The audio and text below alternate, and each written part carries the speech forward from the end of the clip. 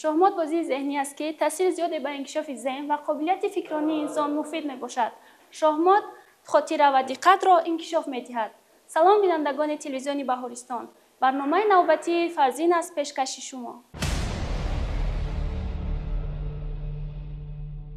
دوستان عزیز، بیایید پیش از آغاز موضوع امروزه درس گذشته را کمی هم به خاطر می‌آوریم.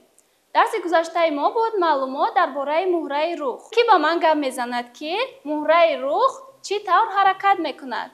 کنی نظر بگیم و نزد تخته شахمات بیایید. رخ میتواند از پایان و بالا حرکت کنند، از طرف چپ به طرف راست حرکت کنند، یک خانچه دو خانچه یا تا آخر خانچه رفته حرکت کرده میتوانند. آفرین نظر بگیم. و سوال درست جواب دادید. مرحمت به جای خود گذاشته شینید. بله نظر بگیم درست قید کردن. مهره رخ میتواند به پایان، به بالا یا اینکه به طرف چپ و راست به نمود افقی و عمودی حرکت کند. به خواست بازیگر میتواند به یک خانچه، دو خانچه یا اینکه به آخر خانچه حرکت کند.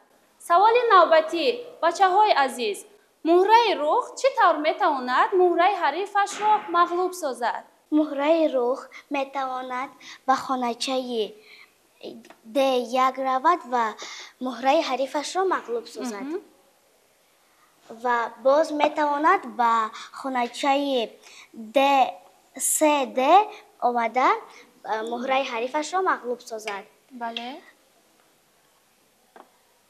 مهره رخ ما میتواند به خانچه B5 رود و مهره حریفش را مغلوب سازد. مهره رخ ما میتواند به خانچه F3 رود و مهره حریفش را مغلوب سازد. آفرین عایشه جان، معلوم است که دست را از خود کرده ای. مرحمت به جای خود گذاشته شین. دوستان عزیز، معلوم است که درس گذشته را خوب از خود کرده اید. اکنون میگذاریم به درس امروزه. درس امروزه ما از معلومات درباره مهره فیل. در درس دوم قید کرده بودیم که در بازی شахمات فیل‌های ما در کدام خانچه تخته شахمات جایگیر میشوند؟ کنی کی با من گپ میزند که فیل‌های ما در کدام خانچه تخته شахمات جایگیر میشوند؟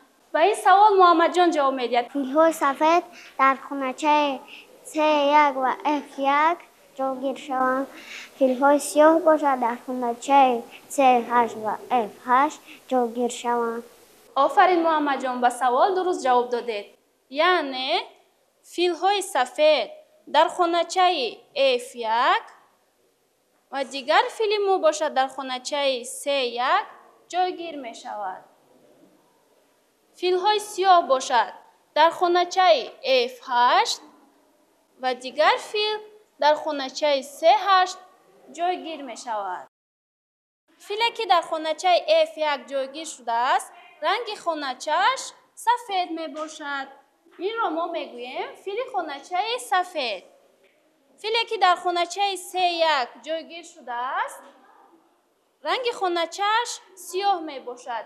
این را ما میگوییم فیل خانچه سیاه.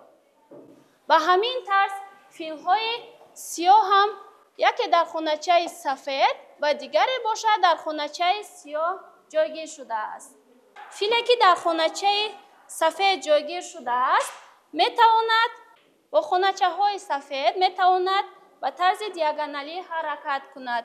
فیلی که در خانچه سفید جایگیر شده است در وقت بازی نمیتواند با خانچه‌های سیاه دیاگونالی حرکت کند. میتواند تنها با خانچه‌های سفید دیاگونالی حرکت کند. به همین طرز فیل خانچه سیاه هم میتواند با خانچه‌های سیاه که دیاگونالی است حرکت کند. در وقت بازی نمیتواند با خانچه‌های سفید دیاگونالی گذشته حرکت کند. فیل‌های سیاه هم به همین طرز. فیلی که در خانچه سیاه است با خطهای دیاگونالی سیاه حرکت میکند. فیلی که در خانچه سفید است میتواند با خطهای دیاگونالی سفید حرکت کند. مهره فیل دوربین و دورزن می باشد.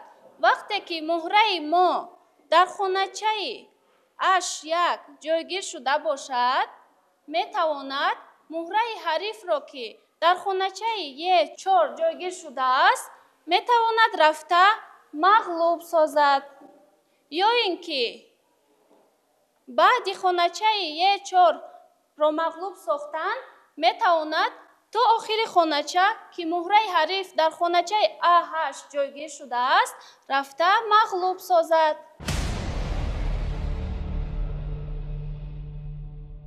дӯстроякони азиз, таваҷҷӯҳ мекунем ба тахтаи шоҳмот. Кане ки ба ман ҷавоб медиҳад, ки муҳраи фили сафед, ки дар хоначаи H1 ҷойгир шудааст, кадом муҳраи ҳарифашро метавонад мағлуб созад? ба ин савол Маҳинабону ҷавоб медиҳад. муҳраи фил метавонад ба хоначаи D4 рафта муҳраи ҳарифашро мағлуб созад. Офарин Маҳинабону, ба савол дуруст ҷавоб доде. Марҳамат, ба ҷои худ гузашта шинед. бачаҳои азиз, саволи навбатӣ. Кане ки ба ман гап мезанад, ки муҳраҳои сиёҳ, ки дар тахтаи шоҳмот ҷойгир шудааст, муҳраи фили сафед, ки дар хоначаи D4 ҷойгир шудааст, кадом муҳраи ҳарифро метавонад мағлуб созад? Ба ин савол Иброҳим ҷавоб медиҳад. Фили сафед метавонад ба хоначаи F6 рафта муҳраи ҳарифро мағлуб созад. Ва метавонад ба хоначаи G7 рафта муҳраи ҳарифро мағлуб созад. Ва дигар муҳраи ҳарифро мағлуб сохта наметавонад. ба савол дуруст ҷавоб додед. Яъне муҳраи фил метавонад ба хоначаи F6 ҳаракат карда муҳраи ҳарифро мағлуб созад. муҳраи навбатӣ, ки дар хоначаи G7 ҷойгир шудааст, метавонад инро ҳам рафта мағлуб созад. муҳраҳои дигаре, ки дар хоначаи E6, C6, A4 ва D2 ҷойгир шудааст, наметавонад мағлуб созад, чунки муҳраҳои дигар аз хатҳои диагоналӣ дур истодаанд. дӯстроякони азиз, дар вақти бозӣ, вақте ки муҳраи фил дар хоначаи A1 ё ин ки дар дигар хоначаҳои тахтаи шоҳмот ҷойгир шуда бошанд, муҳраҳои ҳариф ба мисли асп, рух ва дигар рухи мо ҳамин хел иҳота карда бошанд муҳраи филро, вай наметавонад аз болои муҳраҳои ҳариф ҷаҳида гузарад.